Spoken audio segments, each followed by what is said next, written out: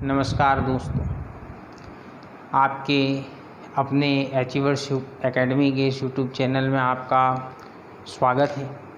देखिए, प्रमुख दिवसों की इस श्रृंखला में आपके सामने फरवरी माह के कुछ दिवस लेके आए हैं हम, इम्पोर्टेंट दिवस।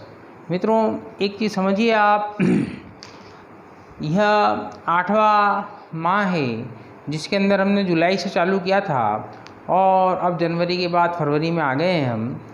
तो आप लोग इसकी जो डेज हैं इनकी महत्वपूर्णता समझ चुके होंगे कि किस किस प्रकार के प्रश्न पूछे जाते हैं। तो बेसिकली यदि हम इसकी बात करें तो दिवसों के अंदर नंबर 1 तो कोई सा भी दिवस दे दिया गया, भाई WHO वर्ल्ड हेल्थ ऑर्गेनाइजेशन या विश्व स्वास्थ्य दिवस कब मनाया जाता है, तो 7 अप्रैल को मनाया जाता है। उसकी थीम क्या है, किसके बर्थडे के उपलक्ष्य में मनाया जाता है या किस ऑर्गेनाइजेशन के एस्टेब्लिशमेंट के उपयोग में मनाया जाता है, ये इस प्रकार के 3 प्रश्न इसके अंदर पर्टिकुलर दिवस के उसमें बनते हैं।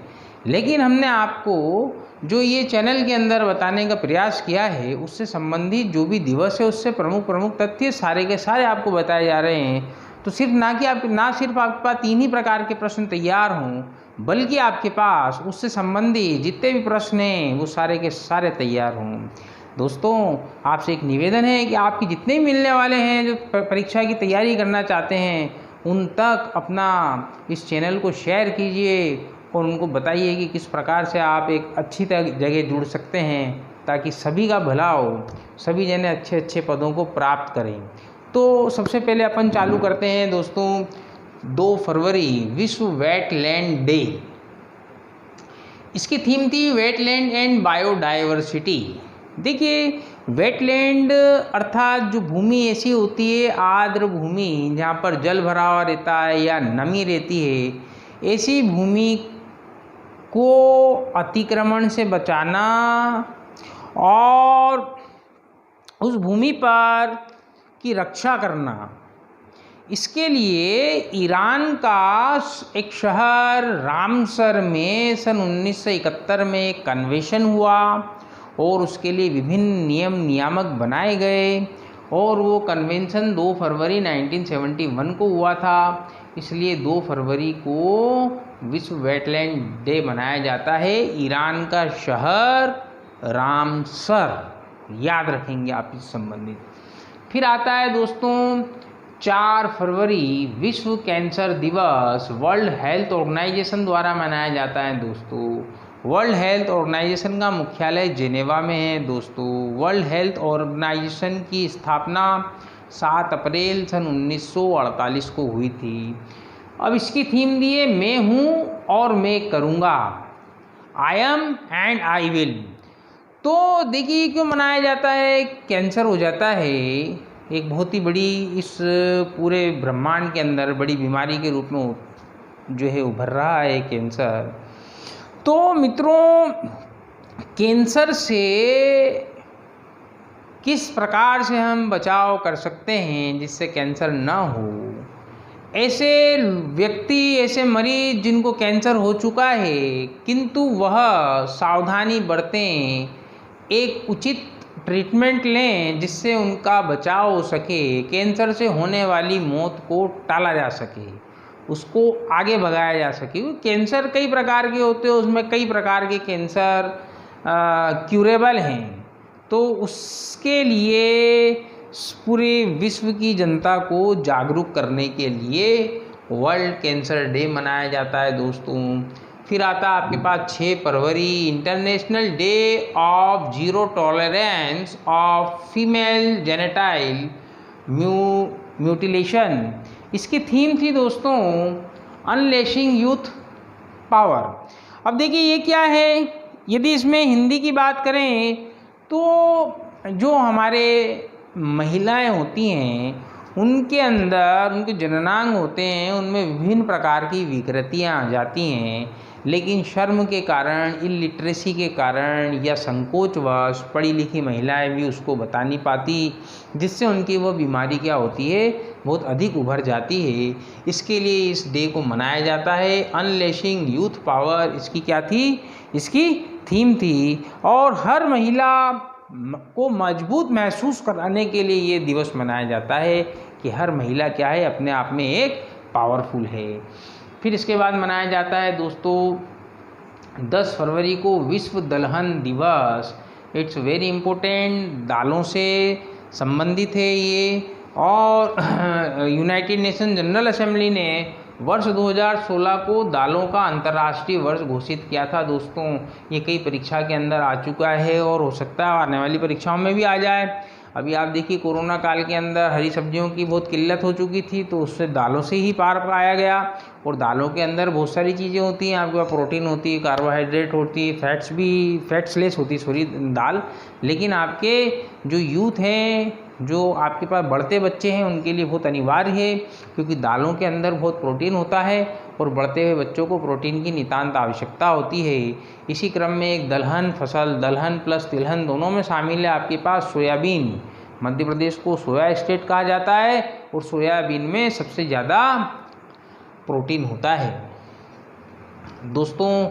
इसके बाद आता है आपके पास 11 फरवरी, international day of women and girls in science. Okay, अब देखिए इसकी थीम थी समावेशी हरित विकास के लिए विज्ञान में महिलाओं और लड़कियों में निवेश। देखिए मित्रों, ये जो है आपके पास जो आपके विज्ञान के अंदर, गणित के अंदर, प्रौद्योगिकियों के अंदर महिलाओं को किस प्रकार से आगे लेके आया जा सके, उसके लिए ये वाला डे मनाया जाता है। और जो आपके पास पूरा एक डेवलपमेंट है, उसके अंदर किस प्रकार से महिलाओं और लड़कियों से योगदान लिया जाए, क्योंकि यह देखा गया है कि जो है महिलाओं के ऊपर पारिवारिक जिम्मेदारी आ जाने के कारण उनके पास उतनी योग्यता निहित होती है, परंतु वो आगे नहीं बढ़ पाती। तो उन्हीं को आगे बढ़ाने के लिए इस डे को सेलिब्रेट किया जाता है। फिर आता है आपके पास 12 फरवरी, इंटरनेशनल डार्विन डे। आप चार्ल्स डार्विन को जानते होंगे। चार्ल्स डार्विन की एक बुक है theory of evolution natural selection, theory of evolution and natural selection. Natural selection के प्रतिपादक चार्ल्स डार्विन है, आप सभी जानते हैं। इनके इस 12 फरवरी की इसकी थीम थी जीवन के भविष्य के लिए जीवन को जीतना। ओके, फिर आता है आपके पास 12 फरवरी ही वापस नेशनल प्रोडक्टिविटी डे, राष्ट्रीय उत्पादकता दिवस। दोस्तों कई परीक्षाओं के अंदर ये पूछा गया है नेशनल प्रोडक्टिविटी डे कब होता है, और national productivity week. National productivity week को 12 से 18 के बीच में मनाते हैं मित्रों। जैसे आपको ध्यान होगा सितंबर में हमने बताया था 14 सितंबर हिंदी दिवस होता है और 14 से 20 सितंबर हिंदी सप्ताह होता है। ऐसे ही नेशनल प्रोडक्टिविटी डे 12 फरवरी को होता है और 12 से 18 फरवरी को नेशनल प्रोडक्टिविटी वीक मनाया जाता है दोस्तों। अब देखिए कितना इम्पोर्टेंट दिवस आया आपके पास 13 फरवरी। It's very important, whenever all days are very important here in of फरवरी।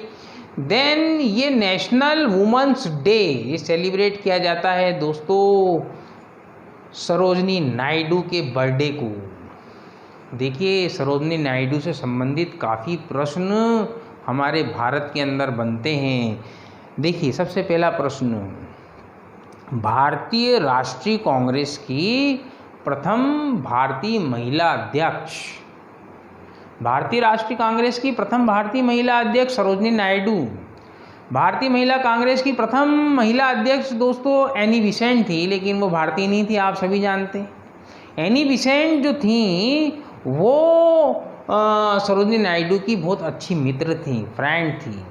देखिए सरोजनी नायडू के बारे में आप जानिए, जब ये 12 वर्ष की थी दोस्तों, तब 12 वर्ष की उम्र में इन्होंने 12वीं पास कर ली थी ओनली 12 वर्ष की उम्र में यह 12वीं पास हो चुकी थी सरोजनी नायडू। सरोजनी नायडू सबसे पहले प्रथम बार महात्मा गांधी से इंग्लैंड में सन 1914 में मिली थी, इन 1914, क्योंकि सरोजनी नायडू इतनी तीव्र बुद्धि की धनी थी कि इनको सामाजिक संस्थाओं द्वारा लंदन कैम्ब्रिज विश्वविद्यालय में पढ़ने के लिए भेजा गया था। वहीं इन्होंने महात्मा गांधी से इनकी जब भेंट हुई तो महात्मा गांधी की शिष्या बन गई और इन्होंने कई किताबें लिखी सरोजनी नायडू ने। तो उनको कई किताबें लिखने पर महात्मा गांधी ने सरोजनी नायडू को भारत की कोकिला कहा।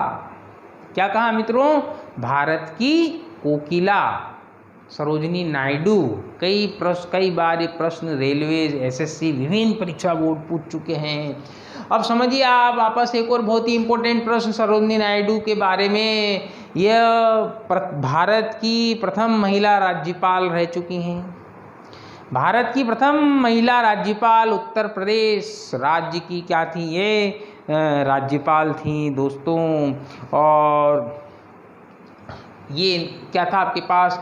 13 फरवरी नेशनल वुमेन डे। अब देखिए इसके साथ 3 डे और याद कर लीजिए आप, बहुत ही इंपॉर्टेंट हैं। ये था आपके पास national women day, international women day 8 मार्च, इंटरनेशनल वुमेन डे 8 मार्च। अगली वीडियो आएगी, हम उसमें 8 मार्च को बताएंगे, मार्च में बताएंगे। और 11 अक्टूबर, देखिए यहाँ लिखा है 11 अक्टूबर international day of girl child. Girls child के लिए 11 अक्टूबर मनाया जाता है। तो देखिए दोस्तों आप 13 फरवरी से 3 इम्पोर्टेंट डे, 8 मार्च इंटरनेशनल वुमेन डे, 11 अक्टूबर international day of girls child. मित्रों आपको जानकारी अच्छी लग रही हो, हमारे चैनल को आप लाइक कीजिए और शेयर कीजिए। फिर 13 फरवरी वर्ल्ड रेडियो डे, और इसकी थीम थी 2020 की radio and diversity. 14 February Valentine day. देखिए अब आप बोलेंगे कि पूछा नहीं जाता, लेकिन वर्ष 2014 में वैलेंटाइन डे पूछा गया था दोस्तों, 14 फरवरी। इसका एक वृत्तांत है, एक छोटा सा सुन लीजिए। आपकी अचीवर एकेडमी नीमच के एक हमारे बहुत ही होनहार छात्र मिस्टर दर्शन शर्मा, वो परीक्षा देने गए थे, लेकिन वो काफ़ी एकदम सीधे सज्जन और मृदुभाषी हैं। उनको 14 फरवरी वैलेंटाइन डे होता है ये नहीं पता था। नेगेटिव मार्किंग के कारण प्रश्न छोड़ के आए थे। एसएससी सीजीएल उन्होंने लगातार 5 बार पास करी, एग्जामिनर तक भी पहुँचे, लेकिन वो इनकम टैक्स इंस्पेक्टर से भर्ती हैं, उसमें संतुष्ट हैं। तीसरी पोस्टिंग थी उनकी, सेंट्रल एक्साइज में इंस्पेक्टर बने, 2 बार इनकम टैक्स इंस्पेक्टर बने, एग्जामिनर बने, ठीक है। और उसके पहले बैंक पीओ और बैंक क्लरिकल में भी वो सेलेक्ट हुए थे। तो मुझे ये याद है कि वैलेंटाइन डे उस समय आया था और उनको यह याद नहीं था। फिर देखिए आपके पास आता है 20 फरवरी world day of social justice. देखिए सामाजिक न्याय के लिए, सभी को समान न्याय प्राप्त हो। अब ये इसकी थीम थी 2020 की, सामाजिक न्याय प्राप्त करने के लिए असमानताओं को बंद करना। देखिए ये एसएससी सीजीएल 2019 के प्रश्न में पूछा गया है, सीजीएल 2019, और सीएचएसएल में भी पूछा है। कि कितना इंपॉर्टेंट प्रश्न हो गया ये। अब समझिए आप, धर्म, जाति, लिंग, जन्म स्थान के आधार पर किसी से भी भेदभाव नहीं किया जाएगा। यह कौन सा अनुच्छेद है? मित्रों आप सब तैयारी कर रहे हैं, कमेंट बॉक्स में बताइएगा किस अनुच्छेद के तहत। तो इसलिए अंतर्राष्ट्रीय स्तर पर प्रत्येक व्यक्ति को समान न्याय मिले और कोई भी न्याय से वंचित न रहे, इसके लिए डे मनाया जाता है। 21 फरवरी आता है दोस्तों अंतर्राष्ट्रीय मातृभाषा दिवस, यूनेस्को द्वारा मनाया जाता है मित्रों। UNSCO United Nation Education Science and Cultural Organisation, Paris में इसका मुख्यालय है यूनेस्को का।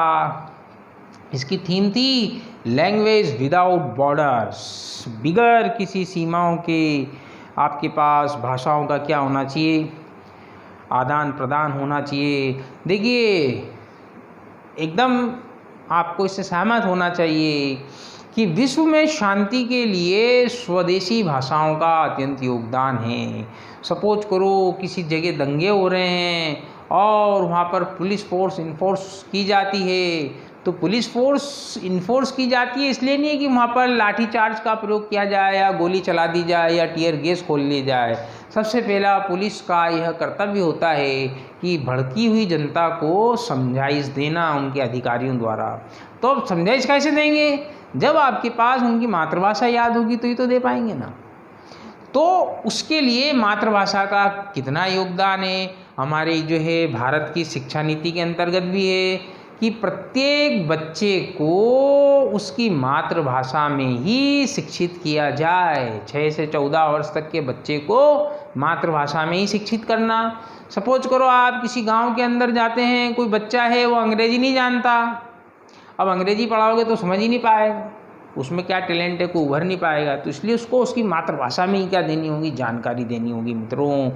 ठीक है, तो क्या है आपके पास मातृभाषाओं पे ध्यान केंद्रित करना और इसके द्वारा जो बौद्धिक विरासत है उसको आगे से आगे लेकर के आना। भारत के अनुसूची क्रमांक 8 के अंदर 22 भाषाओं को दिया गया है मित्रों।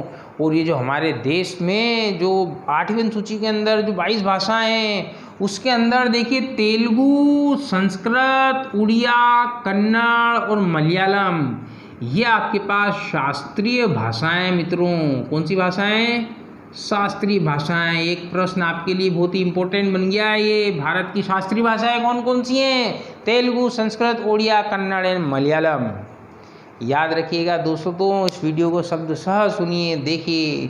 24 फरवरी सेंट्रल एक्साइज डे, केंद्रीय एक्साइज डे। देखिए ये आपके पास एक और बहुत ही इंपॉर्टेंट प्रश्न, excise duty, central excise duty किस प्रकार का कर है मित्रों? तो ये अप्रत्यक्ष कर होता है। कौन सा? Central excise duty. और अप्रत्यक्ष कर को CBIC, central board of indirect council, ये हैंडल करती है। और जो आपके पास प्रत्यक्ष कर होते हैं मित्रों, उन प्रत्यक्ष करों का निर्धारण CBDT करती है, central board of direct taxes. याद रखना, बहुत इंपॉर्टेंट चीज़ बता दी है आपको। फिर आता है मित्रों 28 फरवरी राष्ट्रीय विज्ञान दिवस। हमारे देश के वैज्ञानिक CV रमन का बर्थडे। इन्होंने रमन इफेक्ट जैसी घटना दी थी पूरे विश्व को। उसके लिए वर्ष 1930 का इनको नोबेल अवार्ड फॉर फिजिक्स, 1930 का नोबेल अवार्ड प्राप्त हुआ। जब भारत आज़ाद हुआ और भारत रत्न की शुरुआत की गई तो जो पहला भारत रत्न 3 जनों को मिला था, उन 3 में से ये एक हैं। सन 1954 में इनको भारत रत्न मिला। 2 अन्य, एक का नाम मैं बता देता हूँ आपको, CV रमन के साथ चक्रवर्ती राजगोपालाचारी, एक अन्य का नाम आप बताएंगे और कमेंट बॉक्स में लिखेंगे। फिर 1957 में इनको लेनिन शांति पुरस्कार मिला। कौन सा अवार्ड? लेनिन शांति पुरस्कार। वर्ष 2020 की राष्ट्रीय विज्ञान दिवस की थीम थी दोस्तों, वुमन इन साइंस, विज्ञान में महिलाएं। तो आपको हमारे इस फरवरी माह की जानकारी कैसी लगी? आपको अच्छी लगी हो शेयर कीजिए, लाइक कीजिए और इस वीडियो को आप निरंतर देखते रहिए और अपने ज्ञान के अंदर वृद्धि कीजिए। इसके अतिरिक्त भी कई चीज़ें होती हैं जो आगे की हम लेक्चर्स के अंदर आपको प्रमुख इम्पोर्टेंट चीज़ डिलीवर करेंगे। Thank you.